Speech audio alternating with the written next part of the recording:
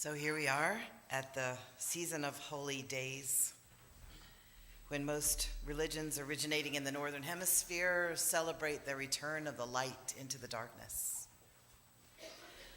Hanukkah is the Jewish celebration of the light that burned in the temple longer than it would naturally have burned. Hinduism celebrates Diwali, the pagans are celebrating winter solstice, and Christianity celebrates the birth of the sun at the same time that the Roman Empire was celebrating the rebirth of the sun with a U. And there are so many beautiful stories about the return of the light into the darkness, to give us hope, to anchor us in times when we are confused, when we can't see what the next step is. And nobody knows about the historical truth of these stories, but the stories do not depend on historical truth, because in faith systems there are faith stories which have a truth that is a different kind of truth from the historical record. And those truths are about how human beings work, how the divine works, how the universe works, what kinds of things are to be pursued and what kinds of things are to be let go of. And if they don't exactly match the historical facts, the faithful compartmentalize that from their fact-seeking intellect. And it's okay, because it's a faith story. And there is sometimes an overlap with historical fact, but that overlap is unimportant to the faithful.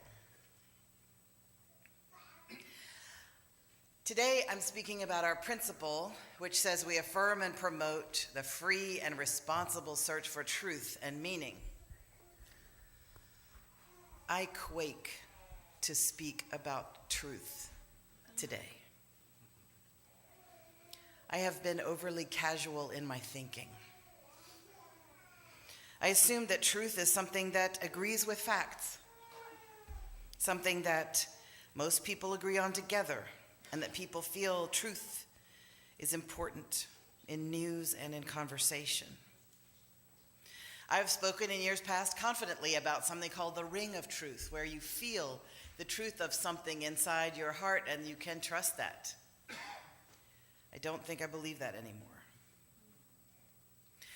I have said that most of us can recognize truth when we hear it. And I think I want to believe that's true for me, but I have lost my faith that it is true for everyone.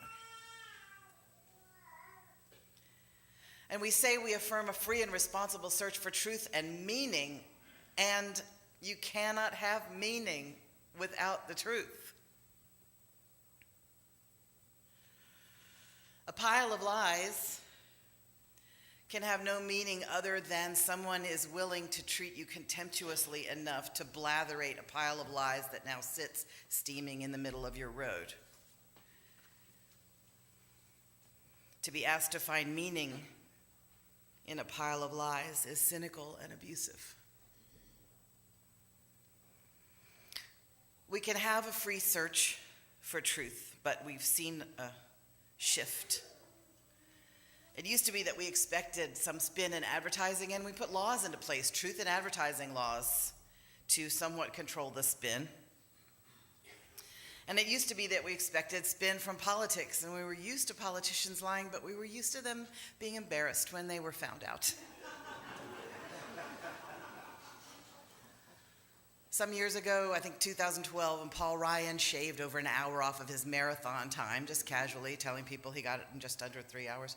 In fact, it was just over 4 hours, but the media chewed on that for 2 weeks. We shook our heads and went,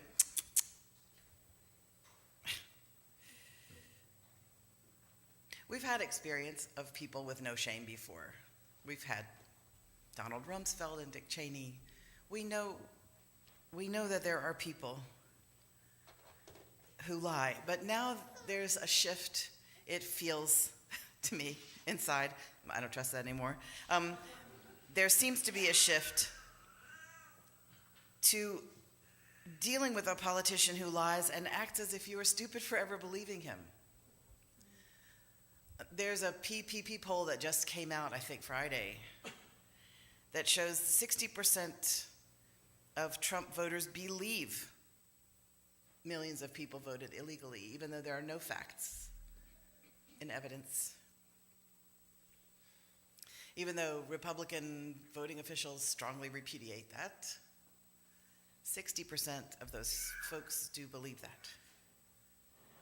67% of them believe that unemployment is up, even though since 2009 it's gone from 7.8 to 4.6. 40% of Trump voters believe that he won the popular vote. Daniel Patrick Moynihan famously said, "Everyone is entitled to his own opinion, but not everyone is entitled to his own facts." We have loved that, and we've laughed knowingly that some people, a few people, felt they were entitled to their own facts, but everybody knew that wasn't true. And you can say to the people who believe that millions of people voted illegally, facts show that millions of people did not vote illegally, and those citizens say that those facts are being reported by biased sources. The New York Times and the Washington Post. They say Snopes is only accurate 50% of the time, and that factcheck.org says that Snopes is accurate 95% of the time, but factcheck.org is run by the Annenberg Foundation, which everyone knows is a bunch of bipartisan journalists who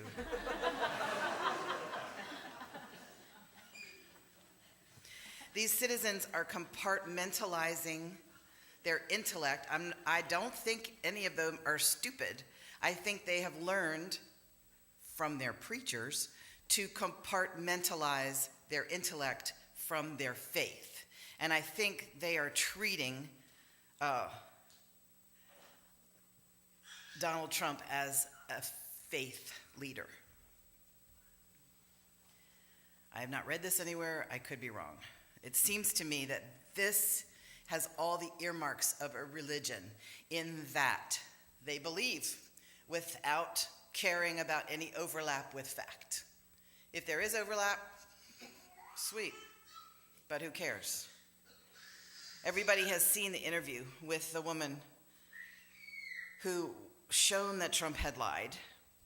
She said, "I believe what he said because he said it.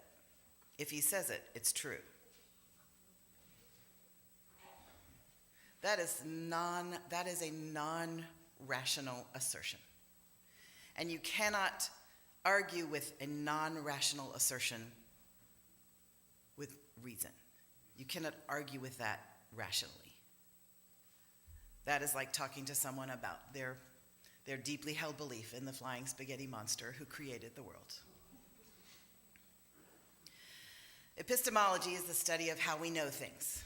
How do we know things are true? How can you ask, how do you know something's true? Oh my gosh, you get into this morass of philosophical thought, which is really fun for some of us, but frustrating at times like these. You can dig one level deeper when you're talking about how do we know what's true, and you go, how do we know anything? And you can discuss that different colors of light have measurable wavelengths. And so you can say this color has this wavelength and this color has that wavelength, and that is data. But the wavelengths come into our eyes and are interpreted by our brain. So there's interpretation of data, and we don't know that we're interpreting it the same way. We all agree trees are green. It's what I call green. It's what the trees are, but I don't know that you see the same color that I do. There's no way to know. Messes you up when you start thinking about it. Now, science has a way of looking for facts, looking for truth, and they're pretty good at it. And their way is you try something, and if it has a result that can be repeated, then that's probably a true result.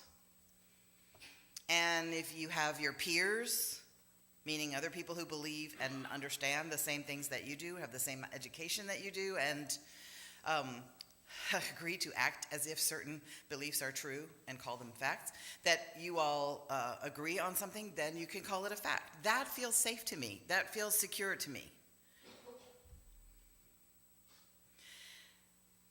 Philosophy has its own way of talking about it. Some philosophers say you can't say that anything is true with a capital T, but only that there are certain assertions that we all agree to believe and we all agree to act on them as if they are true. So that's truth. And then there are the philosophers that say, well, what if you are just a Peruvian puppy dreaming that you're a human sitting in this sanctuary right now? How can you prove that that's not true?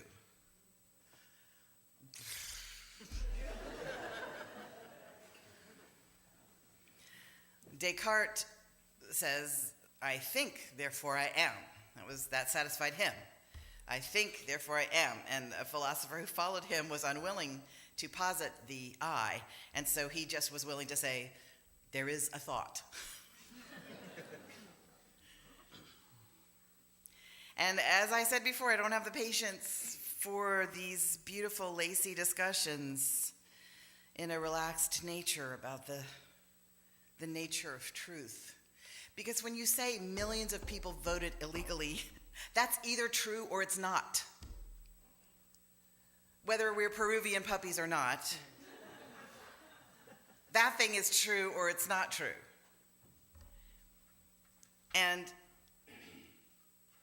the way that you tell whether it's true is that there's evidence. And the way that you tell that it's not true is not just that there's no evidence, but that millions of people agree that there's no evidence, and nobody saw anybody do it, and there's nobody who's claiming anybody's doing it except one person. And then, so it didn't happen. But it makes you crazy when you go, are you sure it didn't happen? There's a whole movie that's coming out. It came out in the theaters already, but I have to wait till next Netflix. And it's called Denial. You all have seen it. There's a Holocaust denier who an historian calls in her book, she calls him a Holocaust denier, and he sues her in England where the burden of proof is on the accused. So she has to prove that he's a Holocaust denier, so she has to prove that there was a Holocaust, and he has facts that prove there wasn't. And it's history on trial. People can just say loudly enough and often enough, that didn't happen, I didn't say that. It starts to shake the foundation that you stand on. Many of us have been feeling that shaking of the foundation. Many among us have been lied to terribly, loudly, aggressively, and abusively before, and they knew what this feeling felt like before. Many of us are just now starting to feel it. So I would have said in more innocent times that we all mostly agree that the New York Times aims to tell the truth, and when they are found not to be telling the truth, they hang their head and apologize and fire that reporter. And the Washington Post aims to tell the truth, and I think they still do. But we have lies coming at us so fast and so loud, and there are sources which look like news sources that many of us are scrambling to catch up with, because just in the last 2 years is when so many sites have become fake news sites, and they don't really say that they're satire sites, or they don't really, you have to look hard to say, click this box if you want the actual facts to show up highlighted in yellow. And the people who aren't sophisticated about that are constantly dealing with news that is shocking, alarming, and made up by people in Macedonia. So we're learning in our search for truth, in our free and responsible search for truth, to check the source. And if we know the source, and especially if there's more than one respectable source, then we can begin to believe. Number 2, check the date on the story. Is it from 2011? Is it from 1998? Check the date. Number 3, does it sound too strange to be true? Could there really, in more innocent days, there was the weekly news of the world, where you would read in the grocery store line that this lamp was possessed by the spirit of Elvis, and it would sing Jailhouse Rock on Halloween night. Or this lady claimed that she was having Bigfoot's love child. But everybody knew that, I thought. Does it sound too strange to be true? Does it fit with the facts as you know them? They are getting so wicked that they are taking the best thing about someone and perverting it into the worst thing. And you have a woman who loves working for children. And you have a news story that says she loves being perverted with children. I shudder for the truth. You ask, why would people do the things that this story says they did? Again, the Weekly News of the World had a story that the Chinese government was ordering all of their people at a certain day and time. They were supposed to leave their factories and go outside. They were supposed to leave their schools and go outside at this certain time and wait for the order to come over the radio. Jump now! And billions of Chinese folks were supposed to jump up and down outside in order to knock the earth off of its orbit. And I think, they have children and grandchildren. They have photographs on their bureau. They have life that they love, the taste of tea, the taste of rice, a ride on a bicycle. You wouldn't jump up and down to send the earth into ice or fire just because the radio said so. If you didn't want your world destroyed as well, why would they do that? Why would someone believe that billions of people would obey an order like that? Just ask yourself. So, Rabbi Jesus was brought before Pontius Pilate. And I'm telling you that what is truth is a very ancient question. When Rabbi Jesus stood before Pontius Pilate for judgment, Pilate said, "So you are a king then?" And Jesus answered, "You say that I'm a king. In fact, the reason I was born and came into the world is to testify to truth, to the truth. Everyone on the side of truth listens to me." "What is truth?" responded Pilate. Pontius Pilate, what is truth? People have been talking about this for a really long time, so we're not going to actually solve it today. You knew that. The Christian scriptures, which talk about Rabbi Jesus as if he were a special part of the divine, call him the Word. The Word. The Greek in the New Testament translated as the Word is the Greek word logos. Logos is a concept that has many meanings, layers of meanings, not just word. Logos means reason. It means structure. It means organizing principle. So scholars think that the author of this, the book of John, where Jesus is called the Word, was educated in the Greek manner, but born a Jew. Because in Jewish scripture, the Word is also creative force.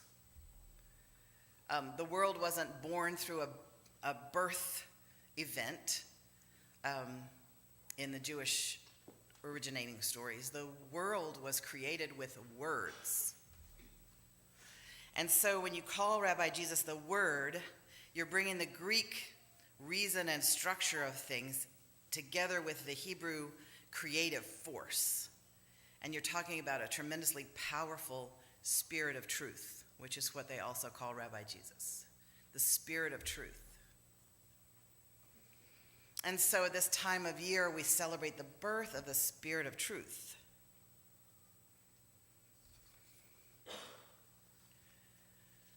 So when we talk about the truth in a spiritual context, the capital T truth, we're talking about something that has generative power. We're talking about when you hear the truth and it changes you. It's not always fun. A lot of times it is funny, but it changes you. And when people connect with each other in authenticity and truth, speaking the truth in a context of love, that is a holy, transformational, nourishing interaction.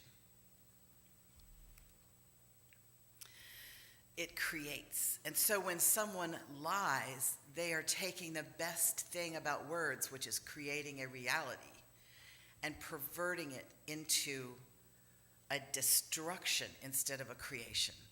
Destroying the relationship, destroying the ground underneath our feet. We lose our balance. And we struggle to understand, and we struggle to believe, and we struggle to assign meaning. And yet, when the lies are so constant and so loud and so shameless, when you say, but when you quote someone back to themselves and they say, I didn't say that, you go, but here's the video. And they say, oh, you took it out of context. And I want to talk to you just a little, and it's good that we have safe place here this morning, about the kind of setup that abusers often make. It's a similar dynamic where they almost begin to try to set your own reality for you. They go, here's how you're feeling. And you go, no, I'm not. And they go, yes, you are. And they go, I know what you think. And you go, how do you know what I think? I just know. And it's not what you think you think. They're overwriting your reality. They say, I never said that. And of course, if you get to the point in a relationship where you're wanting to record every conversation, you might as well just end it.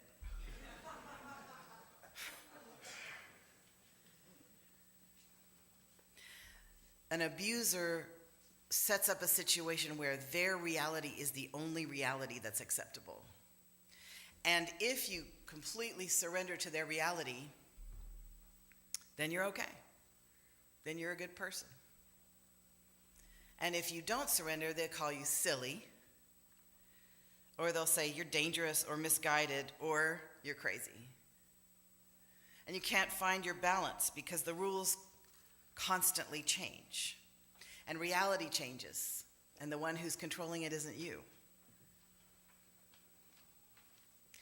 Some people call that gaslighting, from the old movie, Gaslight. When someone constantly overwrites your own reality to the point where you become doubting of your own self, like maybe I do feel that, or maybe I do think that. Is the only way to respond to this leader to surrender to them completely? Is disagreement disloyalty? If you stay in the abusive situation, your reality gets overwritten so many times you begin to doubt yourself, which is why it is so important, since if you're in a situation where you feel like there's an abuser trying to overwrite your reality, trying to confuse you so that you get kind of paralyzed, it's very important to touch base with other people. And you go, that was racist. And they go, yeah, it was, because so many people are like, no, that the alt-right isn't racist. They're just cheeky. What? No, that was racist. And somebody can say, no, it wasn't, really loud. Doesn't make it true. You can say it really often. Doesn't make it true. It's important for us to talk to each other. And it's important to us at this season where the spirit of truth is being celebrated, that we bring the truth like the magi did, bring the truth, our gifts of attention, our gifts of responsible evaluation of what we are told, our gift of acknowledging truth's importance, because we have to keep the ground solid under our feet. The star of truth shines during the daytime, but it shines brightest in the dark. The dark is not a bad thing. We need the dark in order to grow our roots, but in the dark it's hard to see where you're going, and it's easy to get confused and it's easy to get scared. The star of truth shines brightest in the night.